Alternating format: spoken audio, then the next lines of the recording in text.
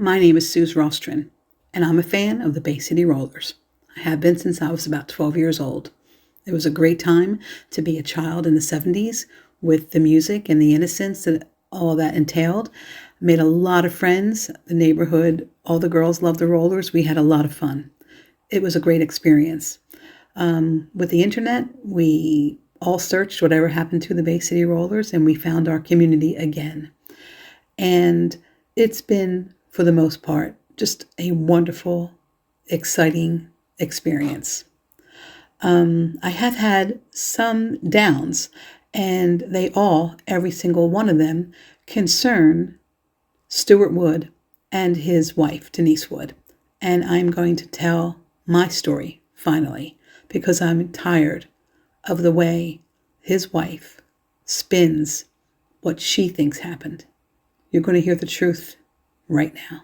Sometime around 2014, somehow I was convinced to join a team of Bay City Roller fans to create a 40th anniversary event that celebrated the arrival of the Bay City Rollers to the United States for the first time. So 2015 would have marked the 40th anniversary of that. I wanted no parts of it. In fact, I remember distinctively where this conversation began. It was actually at a Colin Bloodstone concert of the Zombies fame in Philadelphia. I kept saying, no, thank you. I said it a lot. Then somehow I was persuaded. Plans for a New York City gathering fell through quite quickly, with the team not meshing and the cost for what we wanted to do just astronomical. The event team reorganized and relocated to Philadelphia. Plans fell quickly into place. Registration was announced and opened. As with any Bay City Roller fan gathering, one of the first things the organizers do is invite the band. If you get a member or two to appear, it obviously elevates the event. At the time, I was on friendly terms with Denise Wood, and I sent her a PM asking if Woody would like to appear at our event. They very promptly and politely declined. She immediately offered to send along some items for our raffle table, knowing that is how organizers recoup out-of-pocket expenses. We, of course, happily accepted her offer. A few months later, with the event being probably about 85% sold out, it was announced that Les McEwen had agreed to come to Philadelphia. Well, the email account that was set up for that event immediately received an email from Denise Wood, and there were just 2 words in that email, and I bet you can guess what those 2 words were. And they were in the largest font her email provider would allow. Unbelievable. We were kind of concerned and amused at the same time. So we got a big FU from Denise Wood. And immediately after that, a barrage of private messages from her began to me. Nasty, vile messages accusing me of so many things, mainly that I knew all along that Les was coming. I did not, in fact. I personally had no contact with Les whatsoever. That was all handled by someone else on the committee that had previous experience with him and his contact information and all of those things. And she also accused me of using Woody, and I manipulated the whole situation. It just went on and on. A lot of it didn't make sense. Then she actually asked for all the donations she sent to be returned to her. She demanded I do so right away. She also forbade us from including Woody in any way from our event. I told her, well, that's not going to happen. He would be included as part of our celebration. I assured her that I would return the donations on my timeline, which, if I recall, was a homemade necklace that I think that she made with a music charm, and a photo book that was made with photos of Woody, her husband. And these were items that were being sold on his website, I believe. PMs continued. I tried to reason with her, which was fruitless. She was fixated, and there was just no penetrating the conversation with any sense of reason. She actually equated our inviting Les. Now remember, Les is a band member the lead singer of the band, and arguably the most sought after member when you're doing an event, because if you're going to be entertaining the people, well, you want the singer there. So she equated our inviting him to someone who murdered a family member and then invited that murderer to their birthday party. You heard that correctly.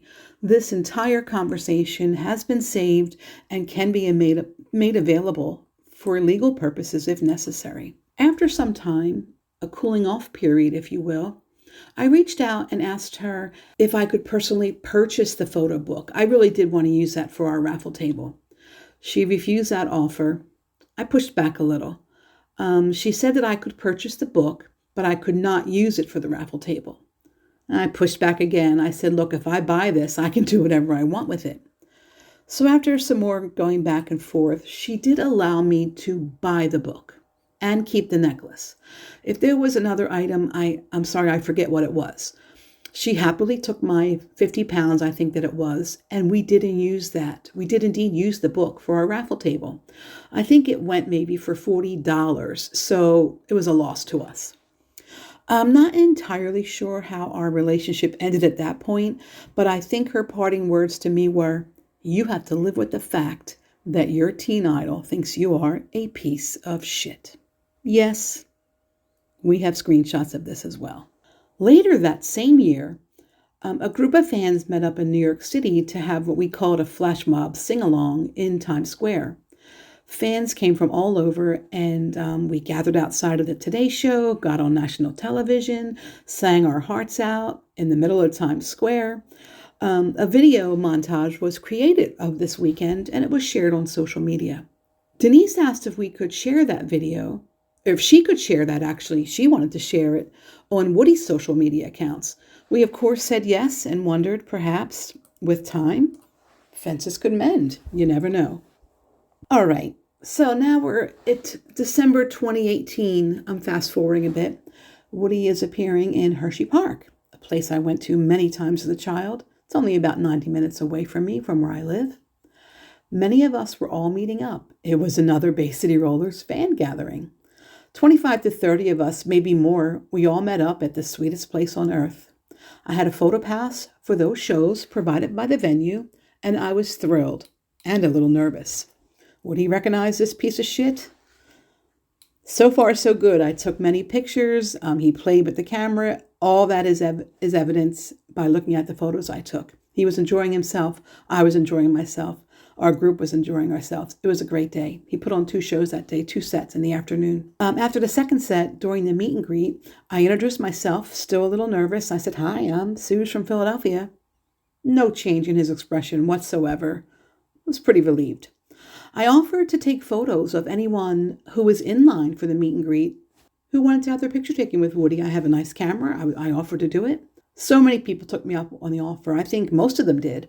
It was a lot of fun. There was a lot of banter between myself and Woody, who clearly didn't even know me or think I was a piece of shit at that time.